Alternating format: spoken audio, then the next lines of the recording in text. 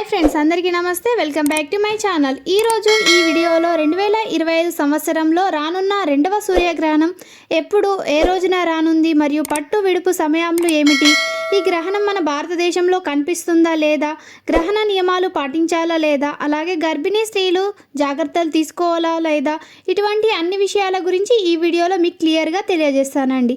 ఈ వీడియోను స్కిప్ చేయకుండా మొదటి నుంచి చివరి వరకు అయితే చూసే ప్రయత్నం అయితే చేయండి. ఖగోళ శాస్త్రం ప్రకారం ప్రతి సంవత్సరం కూడా గ్రహాలు ఏర్పడుతూ ఉంటాయి. అదేవిధంగా 2020 సంవత్సరంలో 4 గ్రహాలు అయితే ఉన్నాయండి. 2 సూర్యగ్రహణాలు, 2 చంద్రగ్రహణాలు ఉన్నాయి. సూర్యగ్రహణం అమావాస్య రోజు, చంద్రగ్రహణం పౌర్ణమి రోజు ఏర్పడతాయి. అయితే ఈ సంవత్సరం ఇప్పటికే 2 గ్రహాలు అయితే ఏర్పడ్డాయి. ఒకటి మార్చి 14వ తేదీన మొదటి చంద్రగ్రహణం మరియు మార్చి 29న సూర్యగ్రహణం ఏర్పడ్డాయి. అయితే ఈ రెండవ చంద్రగ్రహణం భారతదేశంలో కనిపిస్తుంది. సంపూర్ణ చంద్రగ్రహణం సెప్టెంబర్ 7, 2025 సంవత్సరంలో కనిపిస్తుంది. ఇప్పుడు రెండవ సూర్యగ్రహణం గురించి తెలుసుకుందాం. సూర్యగ్రహణం అంటే ఏమిటి? సూర్యగ్రహణం అంటే భూమికి సూర్యునికి మధ్య చంద్రుడు అడ్డుగా రావడం వల్ల సూర్యుని యొక్క కాంతి భూమి మీద పడదు. దీనినే సూర్యగ్రహణం అంటారు.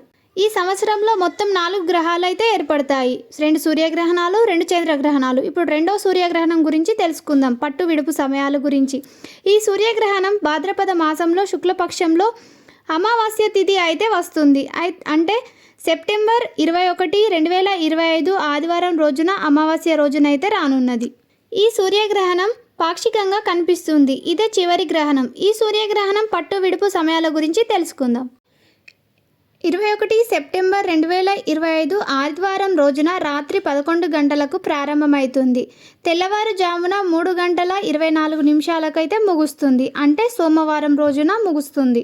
ఈ గ్రహణం కనిపించే ప్రదేశాలు ఆస్ట్రేలియా, ఆర్కిటికా, పసిఫిక్ మహాసముద్రం, అట్లాంటిక్ మహాసముద్రం ఈ ప్రాంతాల్లో అయితే కనిపిస్తుంది.